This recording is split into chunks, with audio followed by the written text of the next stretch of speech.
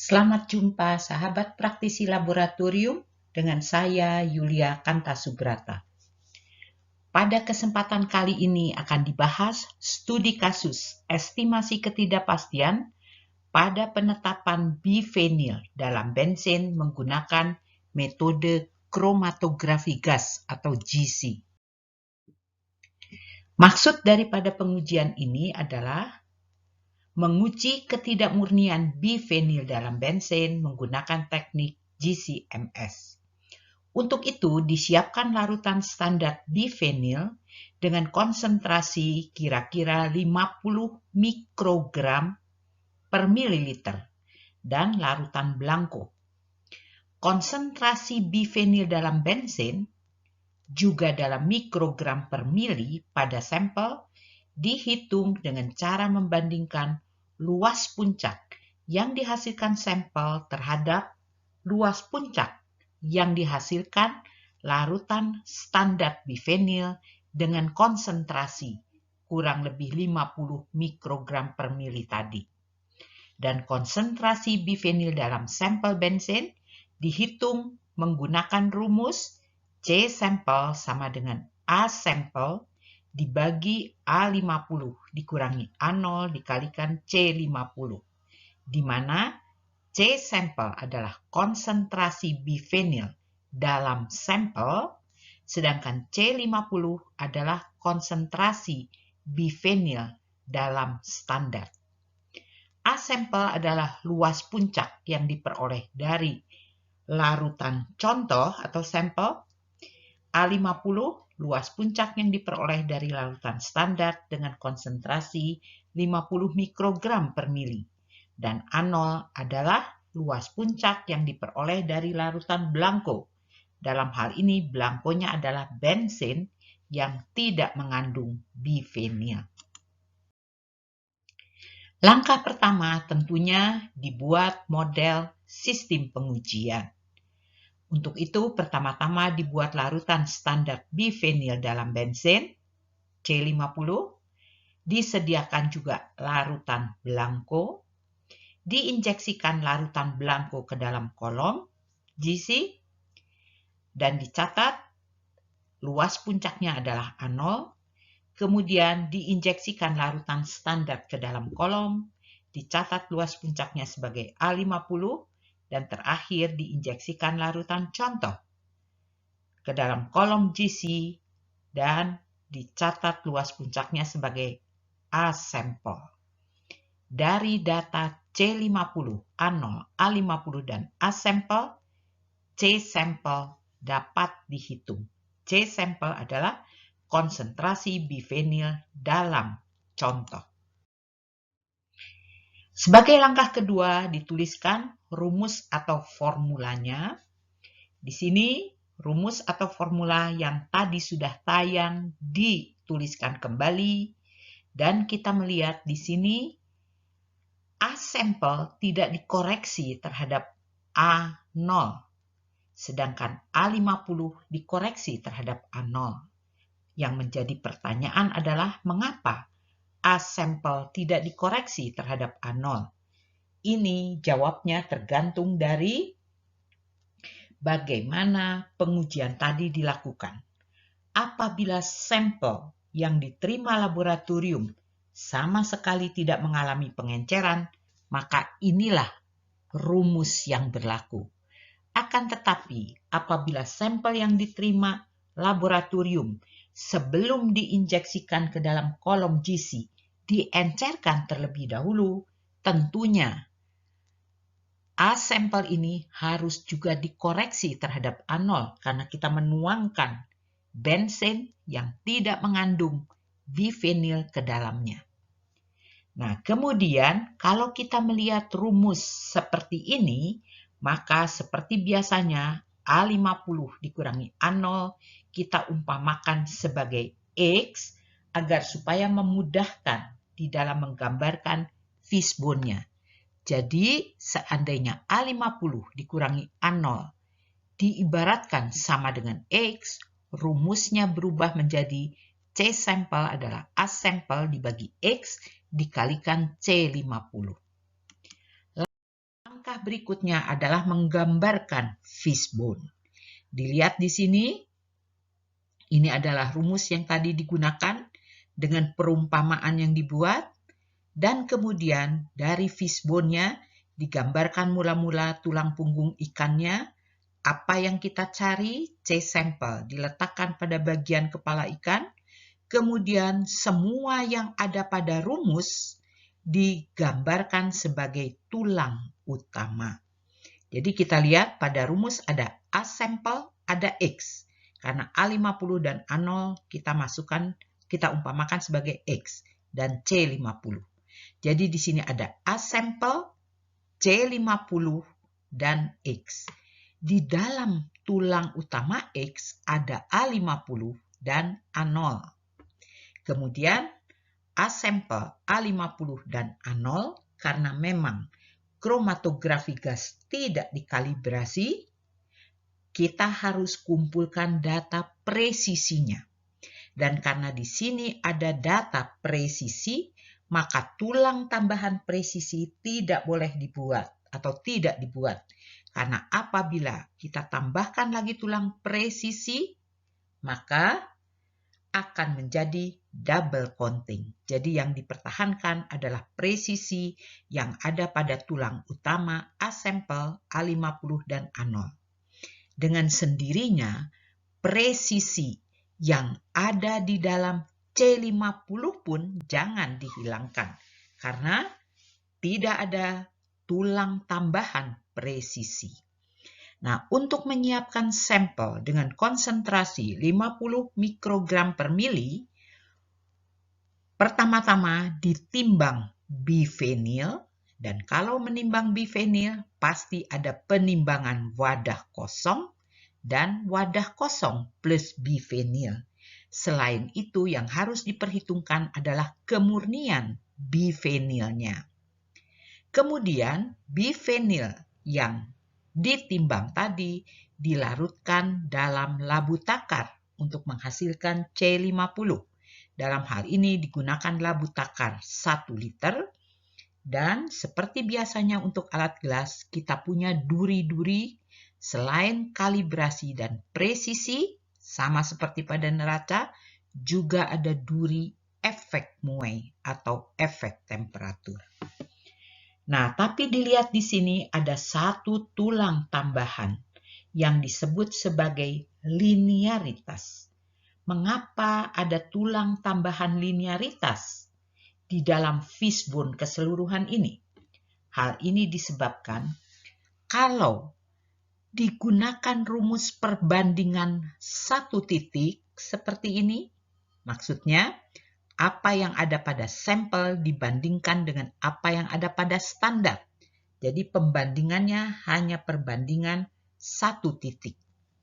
Maka perbandingan satu titik selalu mengasumsikan bahwa perbandingan yang ada adalah linier, padahal belum tentu benar-benar linier.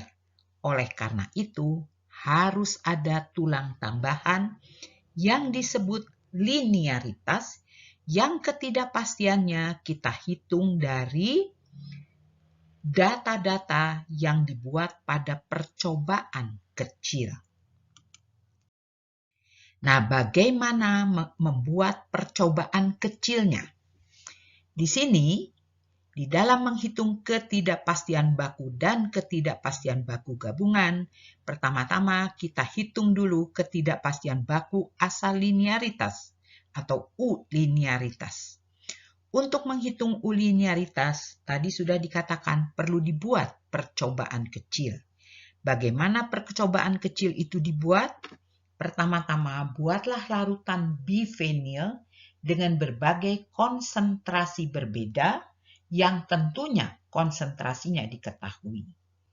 Injeksikan setiap larutan BP dengan konsentrasi berbeda-beda tadi pada GC. Gunakanlah C50, larutan standar dengan konsentrasi 50 mikrogram per mili sebagai standar. Dan gunakan larutan dengan berbagai konsentrasi berbeda dari bivinil sebagai sampel. Jadi, dihitung konsentrasi bivinil dalam larutan yang dibuat tadi dengan membandingkannya terhadap C50. Pasti ada perbedaan antara konsentrasi bivinil hasil analisa dengan konsentrasinya yang diketahui. Karena memang dibuat, jadi konsentrasinya diketahui oleh lab. Kemudian cari deviasi maksimum dari konsentrasi bivinil hasil analisis terhadap konsentrasi sebenarnya yang diketahui. U linearitas adalah nilai deviasi maksimum dibagi akar 3. Data dari percobaan kecil diumpamakan dapat dilihat pada slide berikut ini. Jadi ini adalah konsentrasi yang dibuat dengan konsentrasi kurang lebih 10, 20, 31, 41, dan 51. Ini maksudnya membuat 30, 40, 50. Tetapi karena tidak bisa dibuat persis, angkanya di 10, 20, sampai 50, maka pasti akan ada angka di belakang koma. Pada saat larutan ini dijadikan sebagai sampel dan dianalisis terhadap C50, hasil analisisnya adalah apa yang ada pada kolom kedua, C analisis. Dari sana dihitung deviasi. Jadi perbedaan antara hasil analisis dengan konsentrasi dibuat tadi. Kemudian dari semua deviasi yang diperoleh, tanpa memandang apakah deviasinya positif atau negatif, cari bilangan yang terbesar. Di sini dapat dilihat deviasi terbesar ada di angka 1,0. Jadi percobaan kecil menunjukkan bahwa pada pengukuran berbagai konsentrasi bivinil yang berbeda, deviasi maksimum dari harga sebenarnya ada pada kolom 1, adalah 1 mikrogram per mili. Dan angka ini dibagi dengan akar 3 menghasilkan ketidakpastian baku asal linearitas sebesar 0,577 mikrogram per mili. Kemudian, selanjutnya yang dihitung adalah ketidakpastian baku asal luas puncak. Baik luas puncak larutan blanko, larutan C50, maupun larutan sampel. Dan juga sebagai tambahan nanti akan dicari ketidakpastian dari X, di mana rumus X-nya tidak lain adalah A50 dikurangi A0. Di samping kanan ada data dari pengukuran luas puncak yang dilakukan sebanyak 10 kali dan memberikan hasil baik untuk A0, A50, dan A-sampel seperti terlihat pada tabel. Ketidakpastian baku asal luas puncak, rumusnya adalah, ini termasuk tipe A, S dibagi akar N. Jadi dapat dilihat di sini di bawah, ketidakpastian daripada A0 adalah nilai S-nya dibagi akar 10. Demikian pula ketidakpastian untuk luas puncak A50 dan A-sampel. Semua dibagi dengan akar 10. Sedangkan untuk UX, karena X adalah A50 dikurangi A0, tentunya berdasarkan aturan 1, UX adalah akar dari UA50 dikuadratkan ditambah UA0 dikuadratkan.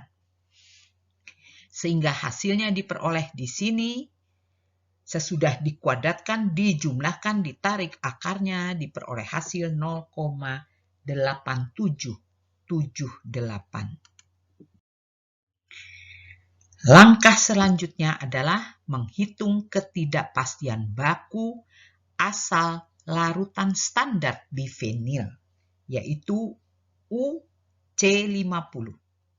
Ketidakpastian baku larutan standar dipengaruhi oleh 3 komponen ketidakpastian, yaitu kemurnian standar bifenilnya, neraca yang digunakan untuk menimbang standar, karena penimbangan standar menimbulkan ketidakpastian yang berasal dari ketidakpastian neraca yang digunakan. Dan yang ketiga adalah ketidakpastian dari volume labu takar 1 liter yang digunakan untuk melarutkan standar tersebut. Pertama, untuk kemurnian standar bifenil. Di dalam sertifikat analisis dari standar bifenil dinyatakan kemurnian bifenil adalah 99,5 plus minus 0,5% tanpa menyebutkan berapa tingkat kepercayaannya. Karena tidak ada informasi mengenai tingkat kepercayaan, maka selalu diasumsikan distribusinya rektangular dan ketidakpastian baku adalah 0,005, angka persennya dimasukkan ke sini, dibagi akar 3, karena rektangular tadi, menjadi 0,00289. Kemudian, berat standar bifenil yang ditimbang sebesar 52 mg menggunakan neraca, sedangkan pada sertifikat kalibrasi neraca yang dipakai menimbang tadi, tertulis pada sertifikat kalibrasinya ketidakpastiannya adalah plus minus 0,05 mg dengan tingkat kepercayaan 95%, faktor pencakupan K 1,96.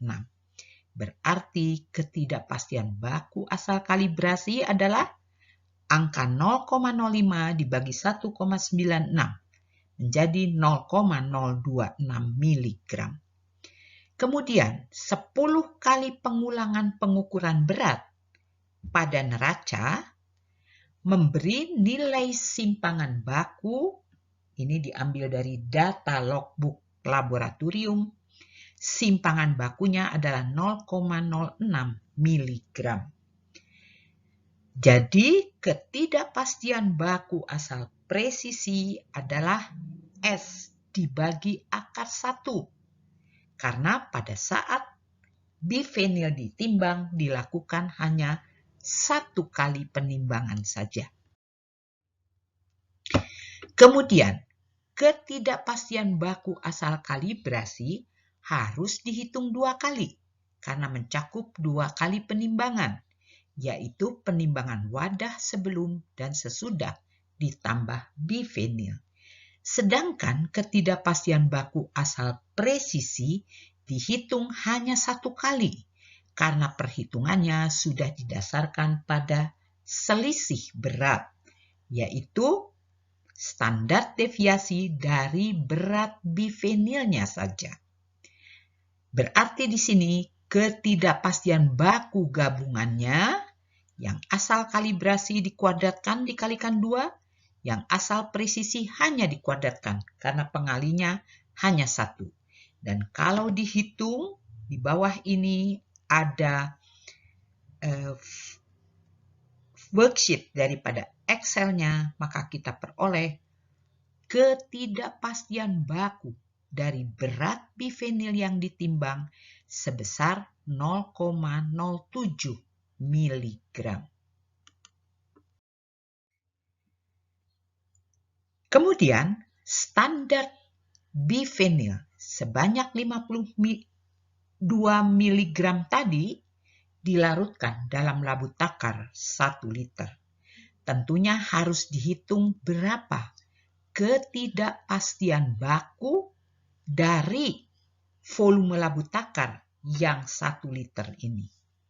Datanya terkumpul dalam spesifikasi labu takar 1 liter, tercatat 1 liter yang digunakan tercatat ketidakpastiannya adalah plus minus 0,2 mililiter. Karena tidak ada pernyataan mengenai tingkat kepercayaan, ini dibagi dengan akar 3.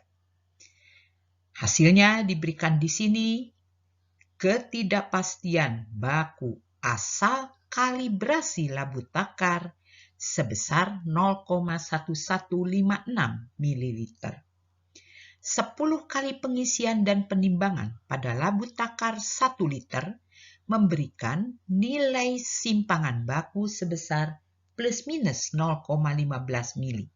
Berarti ketidakpastian baku dari pengisian labu takar atau ketidakpastian baku presisi labu takar adalah 0,15 mililiter dibagi dengan akar 1 dalam hal ini. Kemudian, menurut keterangan pabrik, labu takar dikalibrasi pada 20 derajat Celcius. Sedangkan menurut catatan laboratorium, temperatur laboratorium bervariasi plus minus 4 derajat Celcius dari temperatur kalibrasi pabrik labu takar. Kemudian karena apa yang diisikan pada labu takar adalah benzen, maka koefisien muai volume dari benzen itu adalah kurang lebih 2 kali koefisien muai volume air. Jadi di sini 4,2 kali 10 pangkat min 4 dengan satuan derajat Celcius min 1. Asal kalibrasi plus minus 0,2 tadi dibagi akar 3, inilah ketidakpastian bakunya, dikuadratkan di belakang. Asal presisi 0,15 karena dibagi akar 1, ketidakpastian baku. Asal presisinya 0,15 dikuadratkan, angkanya ada di belakang, di kolom paling belakang. Kemudian berdasarkan delta temperatur yang 4 derajat, koefisien muai air yang 4,2 kali 10 pangkat min 4, dan volume labu takar yang 1 liter atau 1000 mili, dapat dihitung berapa ketidakpastian baku dari volume labu takar. Dan di sini diberikan angkanya 0,9882. Sehingga pada saat akan dihitung ketidakpastian baku dari konsentrasi larutan standar yang 50, dijumlahkanlah ketiga penyebab ketidakpastian tadi. Berasal dari kemurnian standarnya, dari penimbangan standarnya, dan dari penggunaan labu takar. Satuan ketiganya tidak sama. Oleh karena itu harus diterapkan aturan 2. Jadi harus dibagi dulu dengan nilainya. Di sini dicantumkan dulu nilai dari kemurnian, nilai dari berat yang ditimbang, dan nilai dari volume labu takar. Dicari UX per X, jadi kolom 3 dibagi dengan kolom 5, hasilnya ada di kolom 7, dikuadratkan pada kolom 8, dijumlahkan, ditarik akarnya. Dan ini merupakan ketidakpastian baku dari C50, tapi yang dibagi dengan C50-nya. Karena ini adalah bentuk relatifnya, maka hasilnya pun dalam bentuk relatif. UC50 dibagi C50, biarkan saja dalam bentuk relatifnya, karena ini akan digabungkan dengan asal ketidakpastian lainnya untuk mendapatkan ketidakpastian baku gabungan dari C sampel. Nah, Pada langkah kelima, digabungkanlah semua ketidakpastian baku dari tulang utama. Dilihat di sini ada 1, 2, 3, dan 4 tulang utama. Berapa nilai ketidakpastiannya dicantumkan yang sudah dihitung tadi, kecuali untuk C50. Karena yang dihitung tadi adalah UC50 dibagi 50. Berarti nilainya ada di bawah kolom UX dibagi X. Sedangkan yang lainnya itu masih harus dibagi dengan nilainya dulu untuk menghasilkan UX per X. Kemudian yang terakhir adalah linearitas. Linearitas tadi sudah dihitung ketidakpastian baku asal linearitas. Tapi pada saat akan dicantumkan berapakah nilai linearitas? Di sini kita ragu berapa nilai yang harus kita masukkan. Oke.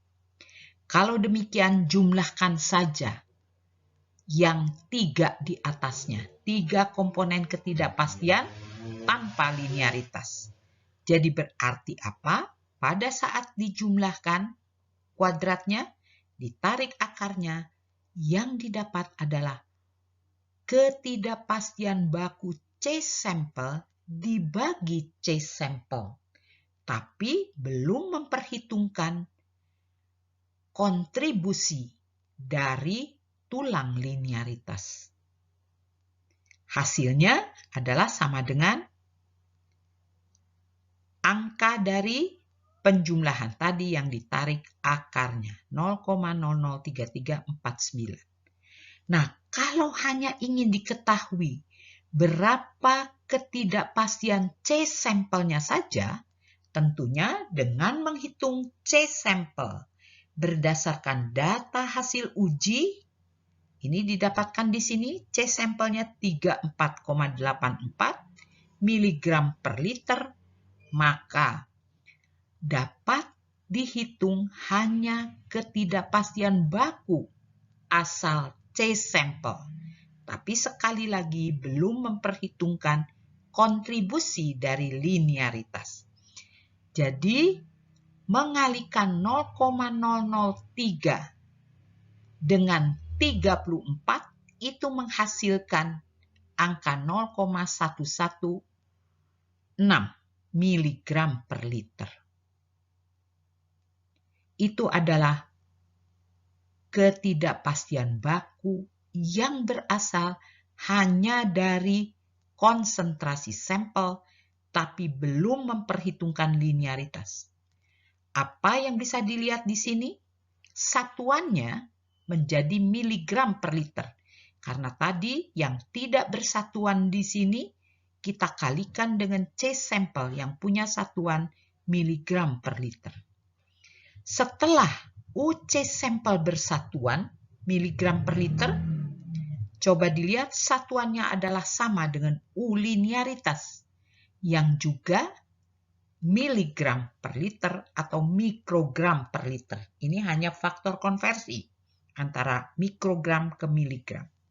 Atau mikrogram per mili adalah sama dengan miligram per liter.